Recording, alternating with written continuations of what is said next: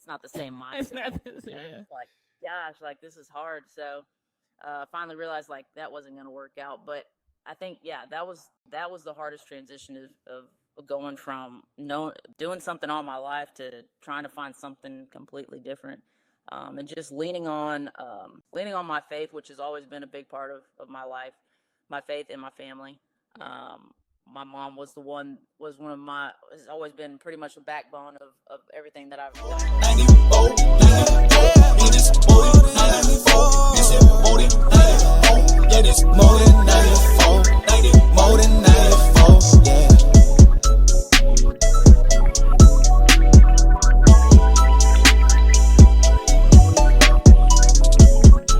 What's up, y'all? Welcome to another episode of More Than 94, where athletes redefine success. And today's guest, we have Ashley Olvera. She's an Arkansas State alumni, born and raised in Texas. She played overseas from 2014 to 2019. She is currently a firefighter / paramedic in Little Elm, Texas. Welcome to the podcast. I call her AO, but welcome to the podcast, Ashley.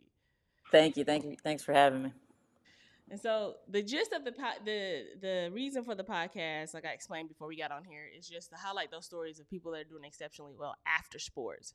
And so I think I like to highlight that because I feel like all other podcasts or sports podcasts highlight more of the professional athlete and not the people that are doing stuff exceptionally well after sports. And so that's the gist of the podcast. And the first question actually is, because I don't even know, how did you even get started in your sport? And obviously, even your sport is being basketball. How did basketball become your thing? Yeah. So I kind of followed in my dad's tracks of playing basketball. He played a little bit when I was growing up. He'd go to the rec and go play pickup a lot, and so I'd hang around with him. And a lot of my cousins played sports, and we play around after church and stuff like that. So I kind of got into it just by watching him play pickup and fell in love with it. With that. And so then, when did you start like playing like taking it to the next level? As far as just like you figured that you were pretty good that you could play and go Division I and all the things, go to college and play. I think I probably figured that out around middle school when we were able to kind of to pick a sport and stay with it. Yeah. I think that's when I discovered where I was like, yeah, this is what I want to do. And I think that's when the WNBA started. You were able to start seeing that on television and everything. And I was able to watch that and Lisa Leslie play and all them. So once I found out that there was even a professional area for women to play basketball, I was like, man, yeah, I want to try that. I want to try to get to that level. Yeah, so you wanted to go to the WNBA at some point in your career. I think everybody. I think when you love sports like that, you kind of like have that passion. You kind of shoot for the stars in that sense. Yeah. I didn't really even know there was an overseas aspect of it until later on. But yeah, that was the goal, was to play somehow professionally. Okay, so kind of walk us through like, because obviously you came to Arkansas State. When I was later on, we played, I think 3 years together or something. But like, walk us through your getting to college and getting to Arkansas State, and then we'll hop into the transition after college. Okay, so yeah, actually through high school, I graduated from McKinney Boyd High School, and I played I played 2 years there. I jumped around a lot in my basketball career. So I started at John Paul II High School. For 2 years, my freshman and sophomore year, and then I bumped over to McKinney Boyd and played my last 2 years there. I tore my ACL my junior year, which of course is like the most important year for seniors coming out of high school, or juniors going into their senior year of high school. Yeah. And that kind of held me back a little bit. Some of the people that were recruiting me were like, well, we'll watch you through your senior season and stuff like that. So I actually went the JUCO route. Okay. I finished high school and then didn't have the offers I really wanted. I knew I wanted to go Division I. Mm-hmm. So I got the opportunity to go JUCO. So I went JUCO, played at Waco and McLennan, and I ended up leaving McLennan and going to Pensacola State. Played in Florida, and then that's when I got the opportunity to go Division I, and I played at Arkansas State. I went to Arkansas State. Okay, so I don't think I knew you. I don't think I knew you tore your ACL in high school. I don't think I knew that. Yeah. And I didn't know you went to Waco. I knew you went to Pensacola. I didn't know you went to Waco before. I thought you just did. And it's crazy. Well, now you can you know the rules now. You can play division. You can go D2 and not lose any years. Yeah, it's nuts. They've changed it a lot with the transfer portal and everything. I'm like, man, that's crazy.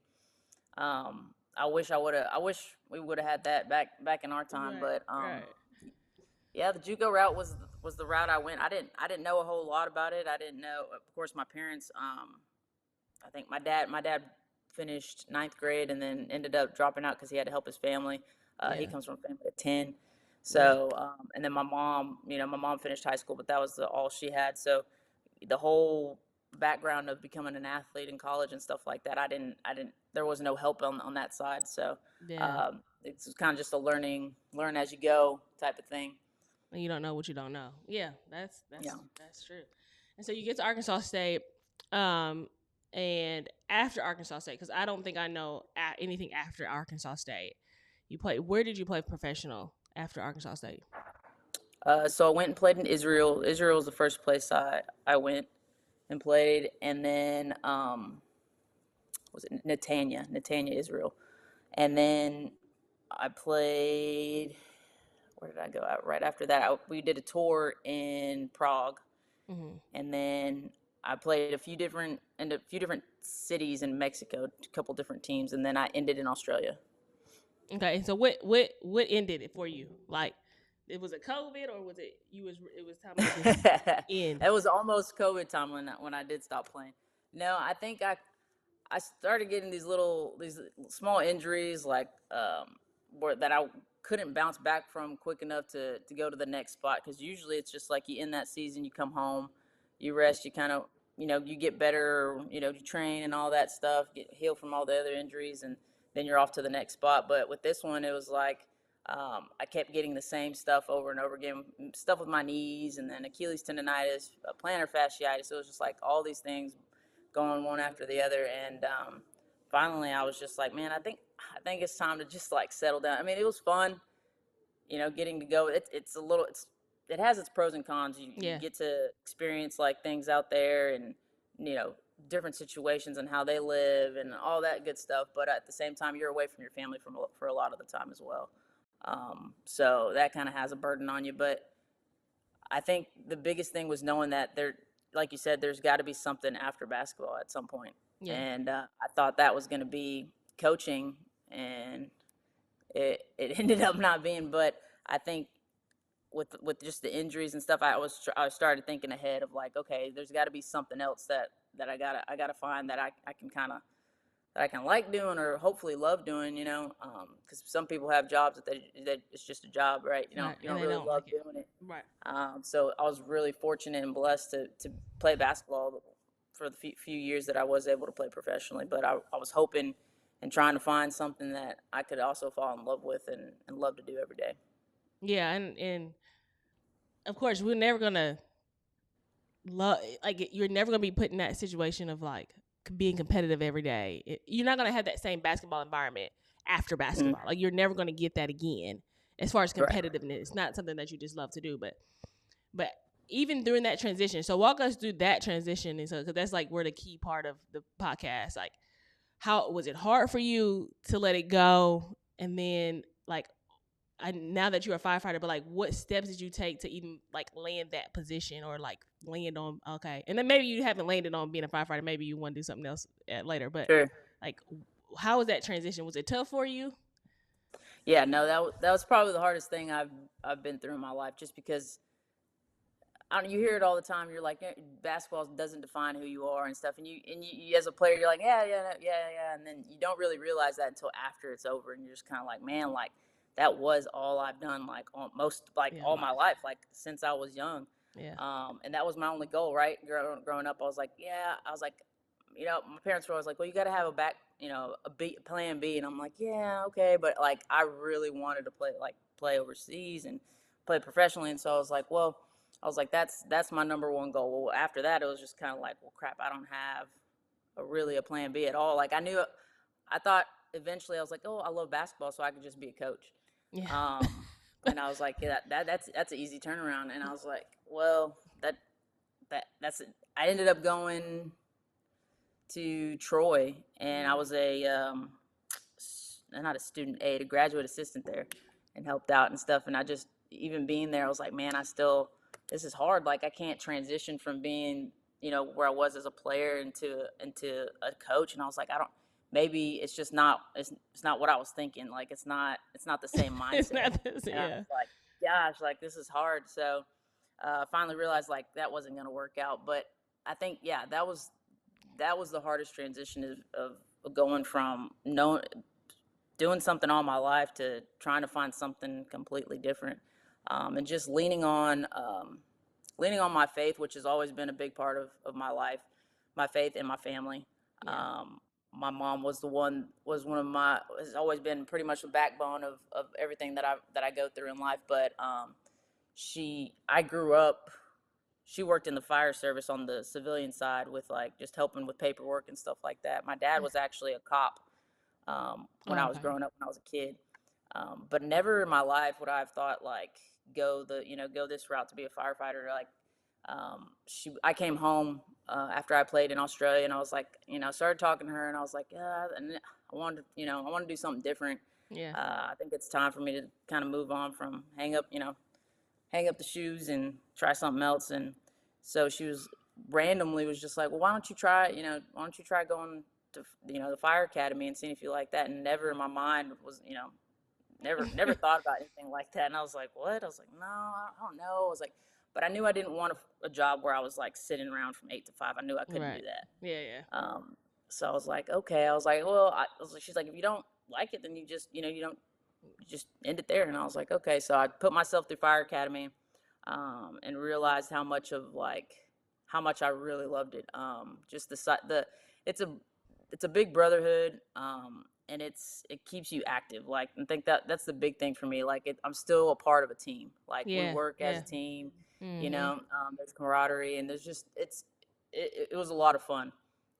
And then I ended up putting myself through EMT and paramedic school, and found that I really enjoyed the EMS side of everything. And so I think, yeah, like you said, that was the biggest battle for me to go through, was completely letting go of basketball. I mean, even now, like, we have Firefighter Olympic Games. Yeah. So they have like basketball and all kinds of, pickleball is a big thing now. They have all kinds of sports that you can do with your crews that you have, the people that are your department. So I still get my little niche of basketball every now and then, every July at least.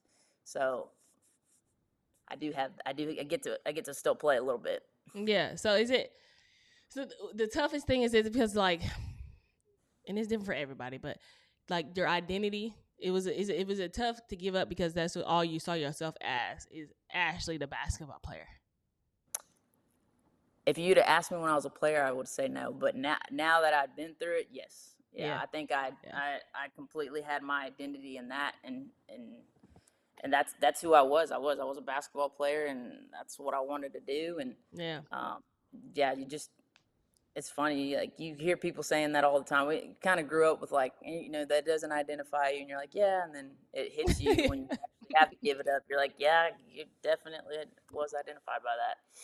Yeah, and then also, and because when you go to college, that's all you're around is basketball. Like, there's really no other time. You don't really have time, but not much time to go do other things but think about basketball. Because even if we didn't have practice, it's like we're gonna sleep. Like, we're not thinking about basketball's going to end. Everybody knows it's going to end at one point or another, but we were thinking about, for me anyway, I'm gonna go get this nap in before I got to go to practice. Like, I wasn't thinking work. So you're not thinking about, like, oh, what should I do, or what do I even like? Like, I had to figure out, like, what I like to do, like, after basketball. I didn't even have a hobby. Right. Like, my hobby was playing pickup. Like, so I didn't know any other thing. So for me, it wasn't necessarily an identity. I know just because my personality, I think more than anything, I know I could go do something else. So putting down basketball for me wasn't hard in the sense of just not playing anymore, but just because of the injuries and all that, I was just over it. But the thing that I did miss the most is the competitiveness. Just honestly, just basketball practice and just competing is what I miss the most. Not necessarily, being on a team, but like just the competitive. Like you're never going to get that competitive practice anymore. Like, and that's what I like. That's what I like. I like to be competitive. Right. And so, it's crazy because you think I've interviewed other athletes, obviously, and when they've played, they think that coaching, oh, sure, that's going to scratch my itch. And it's just like, because I know people that are like really, really good basketball players, really good basketball players, but like, that doesn't mean that you're a coach. Absolutely. Like, you're a point guard, you were directing people on the floor, but that doesn't mean that you want to be a coach, because a coach comes with all other type of responsibility besides telling somebody where to be at on the court. Right. And so I think that's a kind of a, I don't know, what do you call it? I can't even think of the word. Like a taboo almost. Like they think, oh, because I play basketball, I can coach. That is not true. And so, absolutely. But people, that's just a natural transition. I feel like for most, right, is to go through. And for me, I'm just like, I wanted to coach, and I coach now, but like I'm just like, but at first I didn't, and it was weird because I didn't want to coach, because I'm like, I didn't want to do like elementary, like I didn't want to do middle school, because I'm like, I wanted to just do college, but then I was like, I waited too long, because then I thought like I waited too long. Like now I'm 30 something. There's no way I'm going back to be a graduate assistant at 30 something years old. I'm just like, what? That's never hurt. And somebody's probably done it, but I'm just like, I can't go back now. Like it's just too late for me. But it's crazy that that's all we think about. And so, as a firefighter, what kind of things? Because obviously you're still a part of the team. I'm sure there's some kind of competitive or like adrenaline. Obviously, when you go fight a fire, I mean, you're a firefighter. Like that's a pretty cool job. Listen, I wanted to be a cop at one point. Being a firefighter is pretty cool. I took the off subject, but I took my two little boys up to the fire station, and we have one here in College Station. They have like a good they do tours and stuff. It's pretty cool. Like I was so like amazed. Like it's really cool. They let them slide down the pole. They showed them all the things. It was really nice. I was really impressed that they went. No, just the fact that they just went out of their way to just show just a group of people like all that they do, and just explained everything, how the shifts work. It was like hands down really cool. Sure. Yeah, I think a lot of people think, even when you don't think too much about it until you kind of go and see their side of things. Because most people are like, oh, call 911 when it's emergency. They only do things when there's an emergency, Right. Which isn't true. Like we stay pretty busy at our station, just doing things around there, doing stuff with the community. Like you said, we have people that come in and want to take tours. Yeah, we show them, show them around. Also tell them what we do, because we want them to know there's other things other than just going to the emergencies that we do. You know. Yeah. And it's crazy because we just went to you work 24 hours. For most departments, you work 24 hours and you're off 48 hours. But now we work 2 days and we're off 4 days. So 48, 96 schedule. Okay. So we're at the station for 2 days and then we are off 4, which has been, most people like it. I think the busier stations, like if you go to like a Dallas or something like that, where they're running like every 5 minutes, it's probably a lot harder to do. Yeah. But a lot of the guys enjoy it because we have guys driving in pretty far, and it allows us to get to work at a decent hour. Now we start at 10 rather than 7 a.m. So like I said, there's a lot of things like that. Yeah, the outside you don't know until you actually get to experience it and see from the inside. Yeah, and they actually explained all that. Like they let us. Yeah, it was really nice though. It was really cool that they took their time. But of course, that's like if an emergency happened, we have to stop the tour and go. Obviously. Yeah. And I didn't know the difference between like, I guess there's a you have like lights or something that tell you like the severity of the call, right? Yeah. Okay. I was paying attention.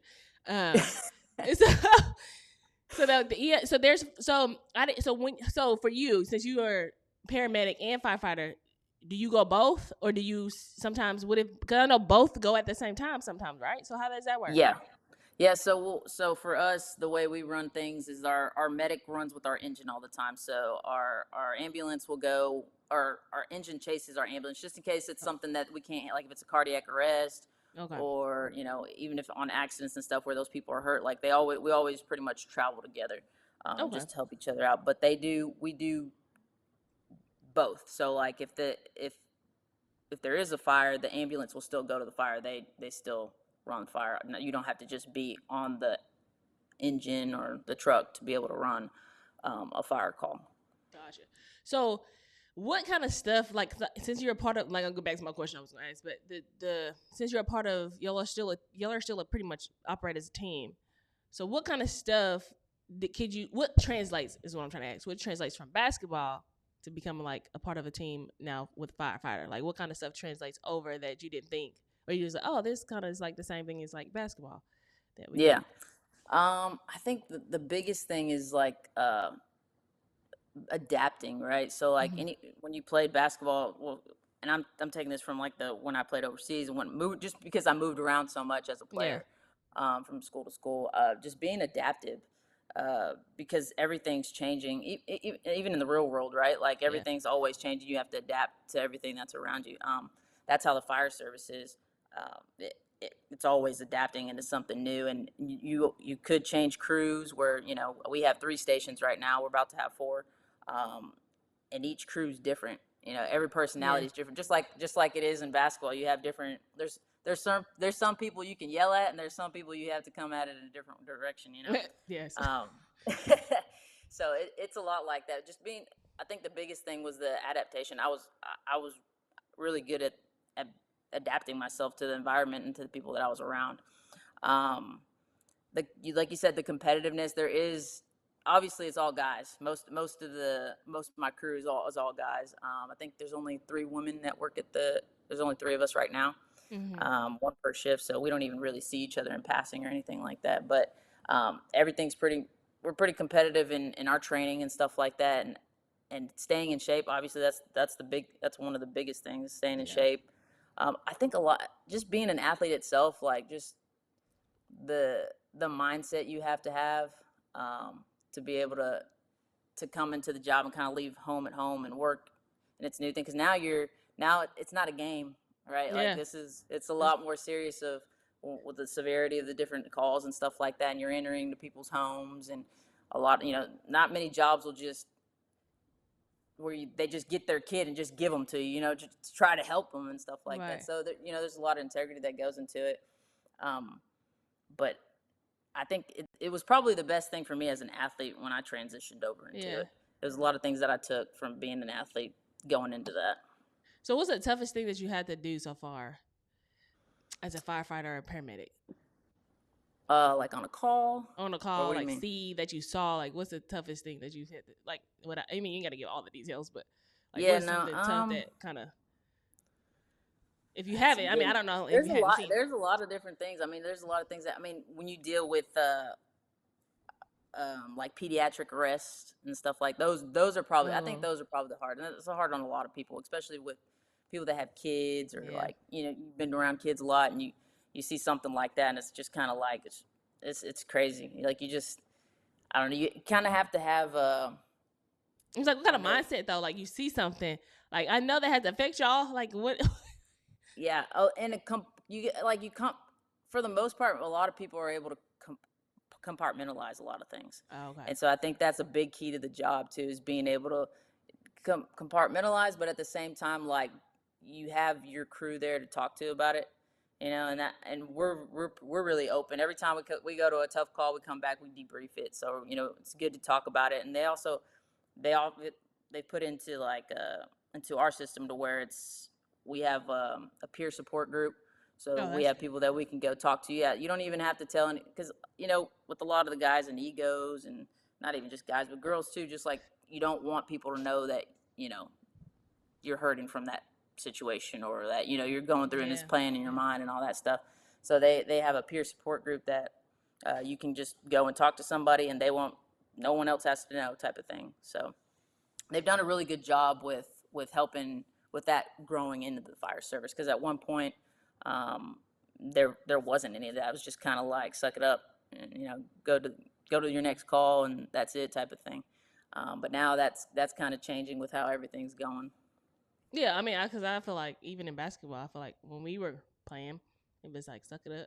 Now they have all the Yeah. mental health And I'm sure we all probably had some issues. We just couldn't say nothing. We were just like, oh, we just got to toughen up and keep going. I'm sure if we had that, some people, will probably be in there talking about what's going on. Like it's wild, the stuff that you just keep going and playing through. Even when you say compartmentalize, like, and everybody didn't even know, like, my stepdad had died. Nobody even knew that I had left and like came back. And I was just like, oh, like life goes on, right? And so like you don't get the like. And now that I look back, like I didn't even really grieve because I just went and then just came back. Sure. But now they have all those things in place, which are good, and I'm good that like other people, like I didn't know, I wouldn't even have known that the firefighters, it was a struggle for them to have that already. You would think as long as the fire department has been around, they would have had something like that in place for right. I mean, because I'm sure they've seen some gruesome stuff, like people being on fire. Like I mean, I can imagine just watching somebody get caught you on fire, like it's just that stuff would be like, that's hard to see, and for you not to be able to talk about it, that's crazy. That would be like crazy to me. It is. But going back to like going back, and I'll ask this question, I don't want to make it seem like you regret anything, but just like going back throughout your career in basketball and sports in general, what is one thing that you might have wished you would have done different, either that was in college or throughout your college career? What is something that you would have done different if you would have look back through it all? Yeah, I think I would have done less worrying. I would have enjoyed the journey more. And you hear that, like you said, going through college and everything, you're just like, hey, time's gonna fly. You're like, yeah. But I don't think I worried so much about trying to get where I was going, that I wanted to play professional so bad that I wish I would have took time more to enjoy spending with the people that were around me, like my teammates and my coaches and stuff like that. I would have put more into that than just, trying to get to where I was going. Because eventually I would have got there, but just taking the time to enjoy the journey and embrace everything and everyone that was around me. Yeah, that was I had asked that question, I think a couple episodes ago. That was mine. I was like, it was not that I was trying to go professional. It was just the fact that I was like, I'm here. My mindset was I'm here to get an education, then play basketball, getting friends, whatever. That was not on the forefront. Like spending time, that was not it. Like I was here for do two things, and so that was the same thing I said. I probably should have just invested it, whatever that looked like, hanging out with more teammates more often, or just enjoying the journey throughout, instead of just worried about, okay, I'm here for school, I'm here, and then after this I ain't gonna probably see none of y'all no more. Like that was my mindset through college. And so that's a good one, because I think we lose sight of that and think like, oh, like, and that's important, because I feel like now that we're an adult, now that and it's different because now that I have kids, like it's a whole kind of different mindset change. So like relationships do really matter. Like as much as Absolutely. I didn't think that they didn't, and I didn't really, back then I just didn't care. I didn't care. They do matter. So it's tough looking back now. I'm like, ooh, we probably could do a little bit better. Other than that, what are some things that you would tell, somebody that's about to graduate college and they're not going professional, but not in sports, but in something else? What are some things that you would tell them that maybe somebody wish you would have told you when you were about to graduate college? Ooh, before I graduated college. Like you're about to graduate, some things that you wish you would have known, or, some pointers that you may now know, like, oh, I wish somebody would have told me this, because I would have, maybe you would have listened, maybe you would have not. But now looking back, like. Yeah. Now, I'd probably said try new things, like things that you think you don't even like just try it. Because you might end up, like, I think, like, now I'll go around, I do a lot of the stuff around the house with, like, planting and stuff like that. Yeah. I'll put the plants out and I'll do all that, like, stuff that I was like, I will never do that. Like, that is not, but yeah, just any random thing that you just don't think you would ever try. Like, just try it. Yeah. Just give it a shot and see how it goes. You might end up finding something you really will fall in love with. Just like this whole, me becoming a firefighter. Like I never in my life had I ever thought like, yeah, I want to do that, or even seeing it. Like, you see the siren, people, the sirens and the ambulances and stuff around town, and it's just like it never clicked for me. But now it's just like I can hear one like a mile away. Like it's just, Yeah. and I love it. Like you said, it's like that same adrenaline rush that you get when you get as an athlete, when they call you out, they call your name to go, run out. That's the same rush I get when we catch a call and we're on our way to it. It's just that I still get that little bit of adrenaline. So um, that's what I would say. I'd say just try something new every day or every other day, or whenever you get the chance. Just try something you've never done before. Yeah, that's good. I never thought. Yeah. Yeah, COVID kind of I had to get a hobby during COVID. So, I did. I tried planting, and now like I not planting flowers. I don't like flowers. Like produce and like to eat, like stuff that I can eat. Like Oh, that's fair. Yeah. so that's what I've come to. So now my goal is to be on a homestead and be self sufficient. That's my end goal. That's it. And then That's a never in good the goal. million what we like me. I was like liking growing food, but it was like and it's so weird. And I tell people this, it was so weird. When you plant something, right? It's not an immediate instant gratification. So it doesn't just you plant it, and obviously it doesn't just pop up and grow. But when Right. it was the weirdest thing because I'm like, why is this giving me like satisfaction? Like seeing this cucumber grow. When I went out there, I'm like, wow, this like all these like I've planted this and it's all like it was such a fulfillment, and I don't even know why, but it was just like I was like I hadn't had that fulfillment in a long time because like even today, like I coach like middle school girls basketball, just because I'm just helping out. And I do really love coaching, and I love fundamentals of anything, like because I feel like nobody teaches fundamentals anymore, and that kind of scratches the itch a little bit for me. But when I like go out and garden and do like that is like it's not. I don't even know if it's an adrenaline rush, but it's just like so much more fulfilling. And I don't know if it's because it's my type A personality. I don't know what it is, but I never would have thought, like wanting chicken. Like, and I don't even come from the country. Like I want like chickens, goats. I want all the things. And so, and it's just like so. It is hilarious that I was like, out of all things, this is what I really like to do. But it is try new stuff because I never would have thought. I never would have thought I wouldn't like anything else other than basketball. Right. And I do. And it's weird that we don't get we just never think to just try stuff. And nobody's, and when I look back, like nobody was telling me to go try other stuff either. Like they seen that, not because they just didn't like want me to try other things. It's just because I just thought they just seen us playing basketball and they know we love playing basketball. So they're just like, okay, just do basketball. There was nobody saying, hey, you probably want to try something this or do something this. I'm like, no, I mean, not really.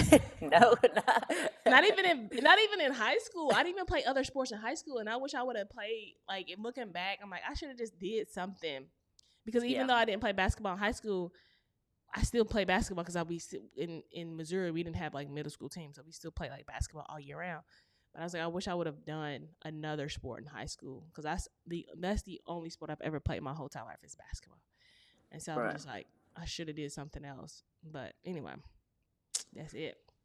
But yeah, gardening, and then so what you say? You like flowers?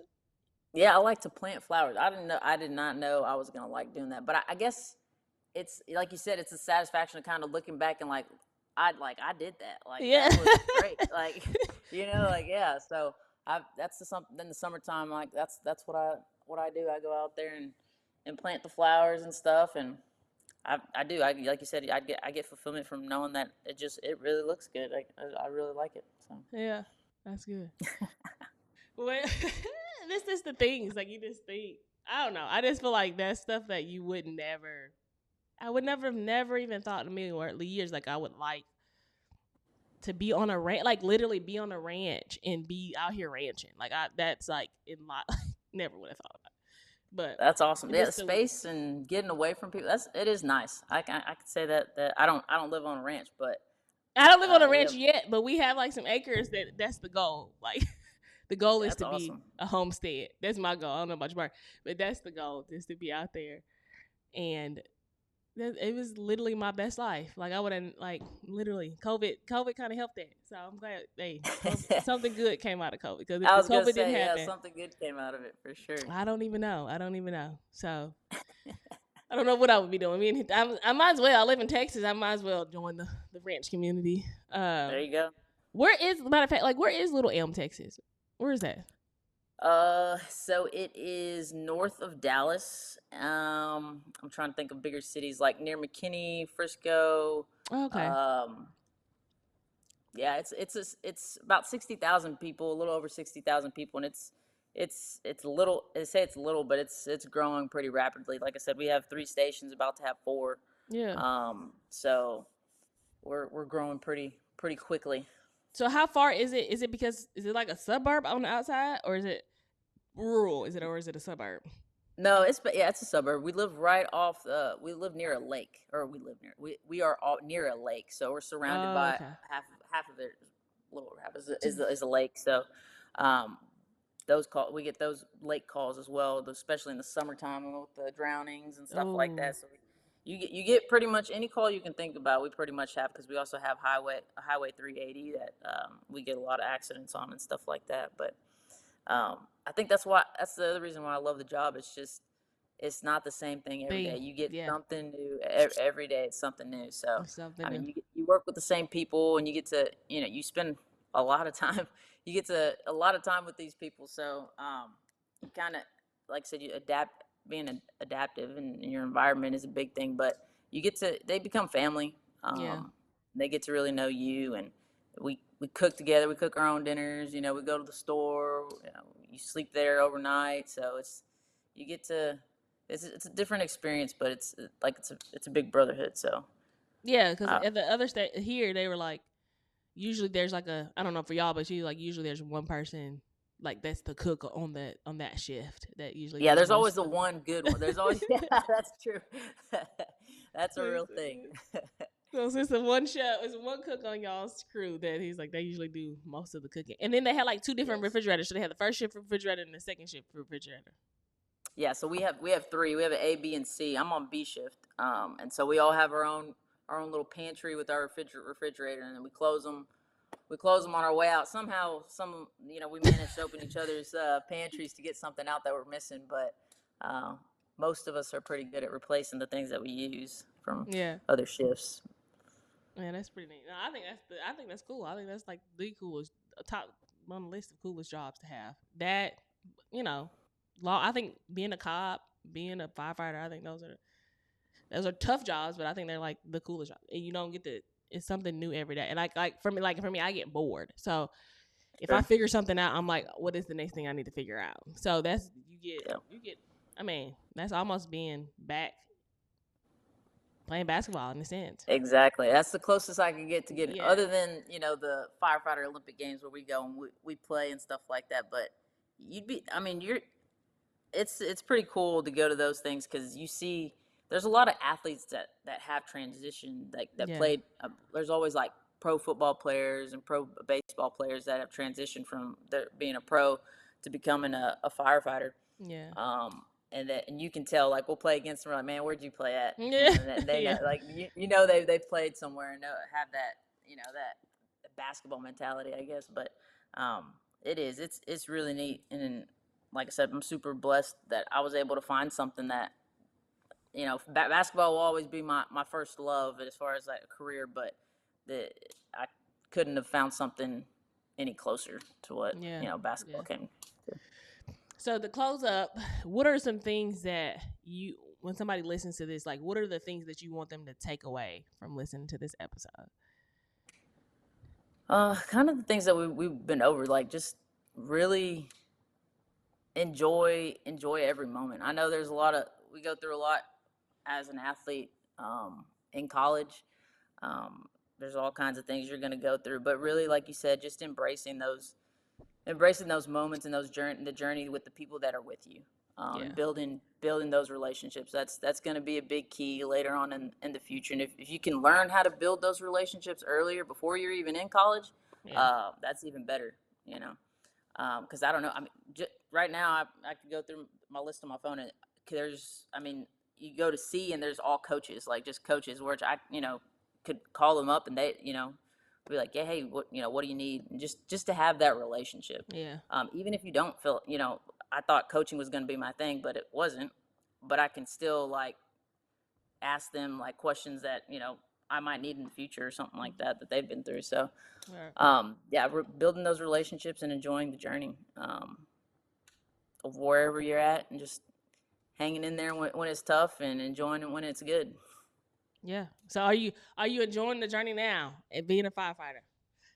I am. I do have to slow down a little bit and take it in.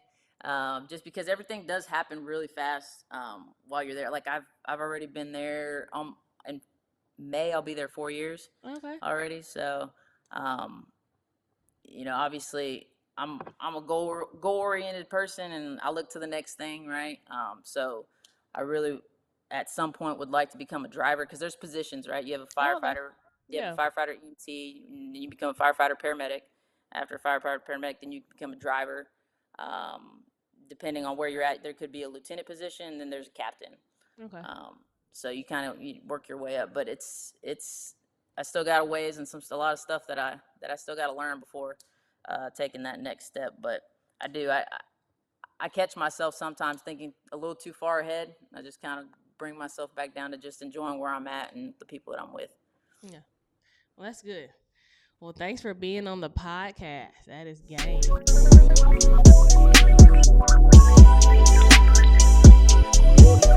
If I'ma start it, I'ma finish it. I'ma show all of you folk with the businesses. Walk